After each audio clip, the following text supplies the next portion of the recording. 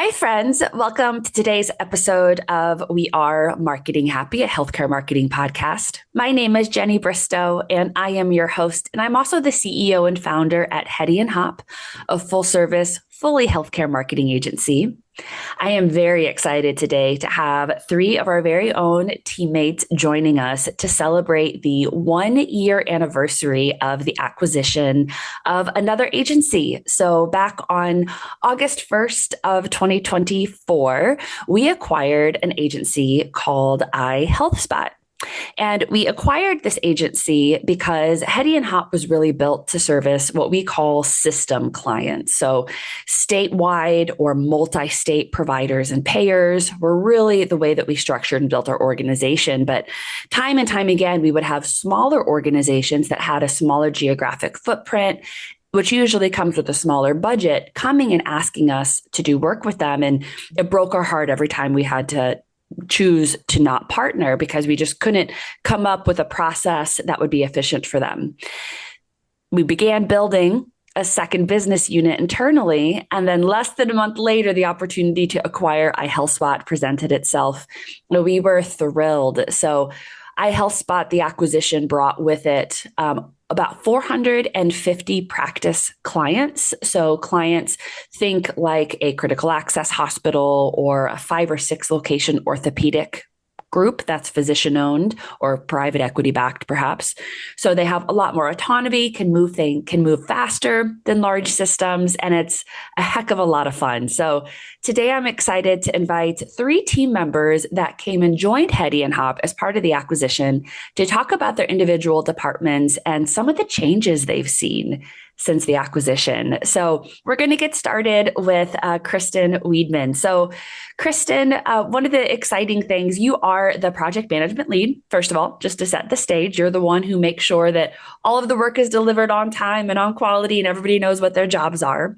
So one of the first things that you and I began working on is really evaluating the different packages and ways that we worked with these organizations.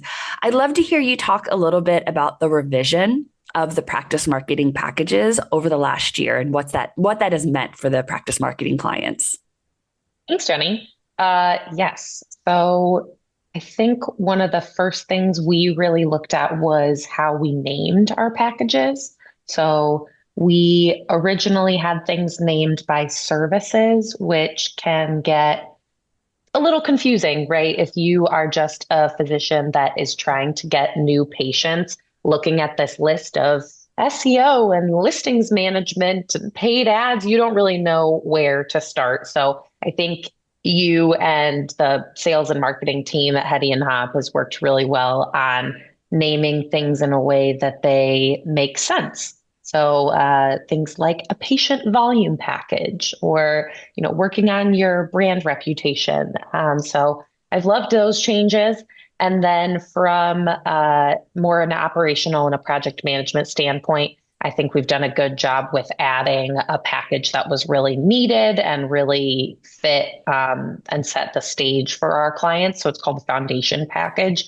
So we saw a lot of, and I think this was kind of a learning from the system side of things of we may not be able to service practice with the full service of a strategy team or the data and analytics team, but to bring a feel of that over, we have that foundation package. So it's either you're working with the orthopedic group or the critical access care hospital or any of those smaller clients, but you can still work on a messaging and branding strategy for them. And then you can also work with HIPAA compliant tracking that we do in analytics. So just a way for those systems kind of best practices to still lend themselves to maybe what might be a smaller client. Yeah, that's a really great point. I feel like some of the branding and messaging best practices bringing over, it's been really fun to see that come to life on the practice side. Yeah.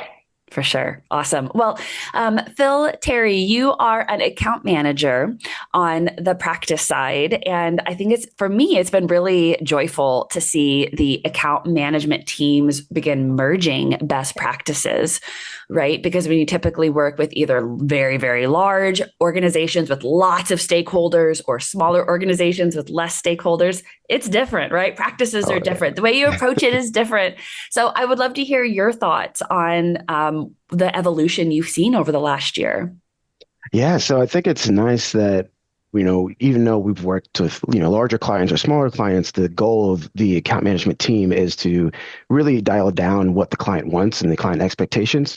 So being able to learn how you guys have done it on the Hedy Hopp side and how that mixes with the iHealthSpot side, and still being able to be client focused and intentional on bringing out what the clients essentially want out of what we can do of our services, and then still being that sort of Swiss Army knife for the client, whether or not they want to, do a quick website update or learn more about SEO, or, see what AI can do for their business, and still being able to bring all of those elements in and show what we can do for them.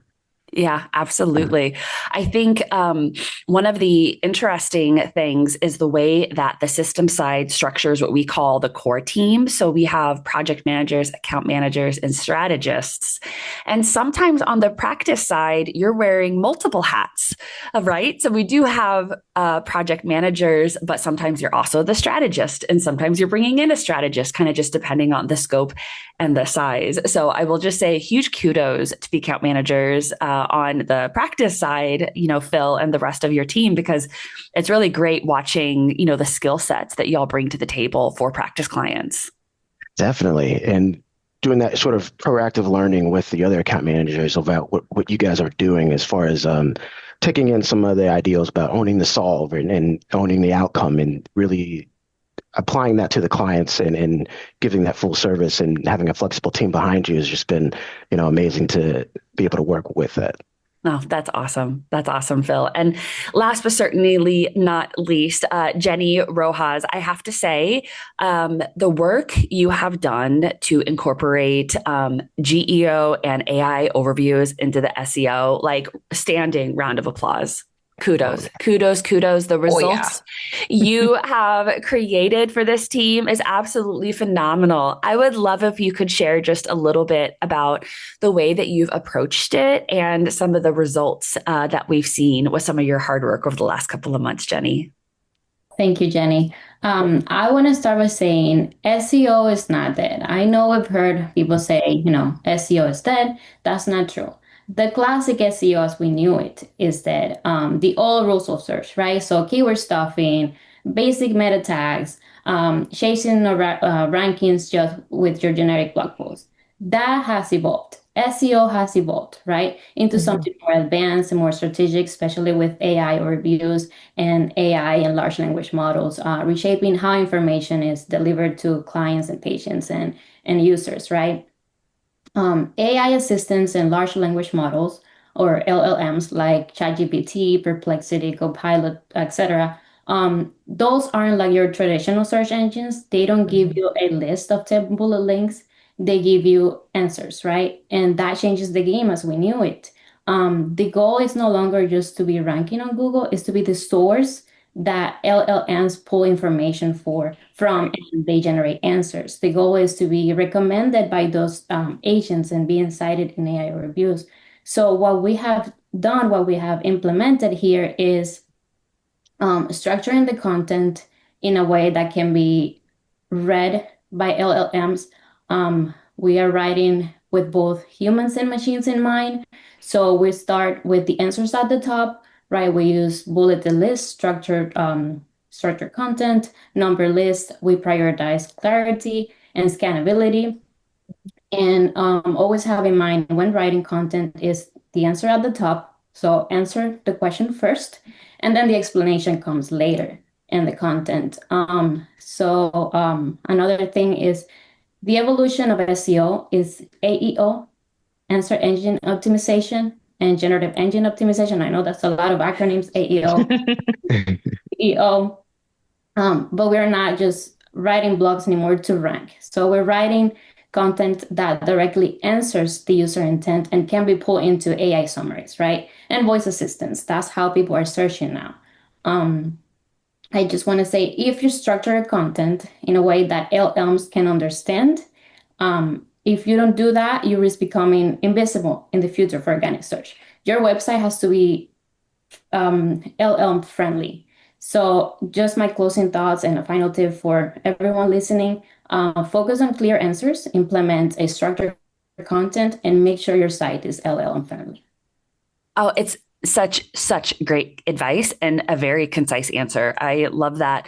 I did a post last week celebrating some of the successes that you and the team have seen because you have been continuously testing and rolling out new methodologies. And the June test in particular that you rolled out resulted in some immediate AI overview visibility for our clients, which I was really excited to share some screenshots of. So great job. And it's pretty exciting because what we thought would happen of the system informing the practice team for some best practices around things like account management structure and owning the solve and perhaps the way that packages are structured. It comes the other way too, right? Y'all are able to move a little bit faster because practice teams typically are like excited to be guinea pigs and test new strategies and test new tactics. They're like, yeah, let's go. So then whenever we see it work, we can then roll it over to the system side for the larger folks with that, real proof point that it works. And then they can get approval to roll it out on their side. So I think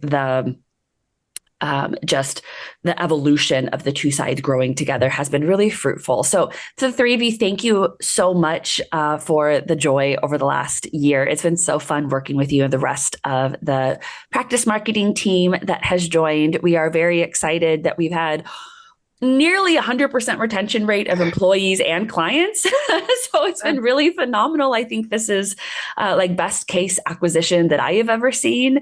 And it's definitely due to team members like the three of you. So thank you very much. Thanks, Jenny. Thank you, Jenny. And with that, we're going to go ahead and wrap today. Thank you so much for tuning in to this week's episode. If you have any questions about our practice marketing services, give us a shout. We would love to chat with you and tell you more about how it works and how we can help even smaller healthcare organizations that maybe don't have as large of a budget still be very competitive in their individual geography against your individual competitive set. So give us a chat. We would love to chat with you about your options. And thank you again for tuning in. Join us next week for another episode of We Are Marketing Happy. Cheers.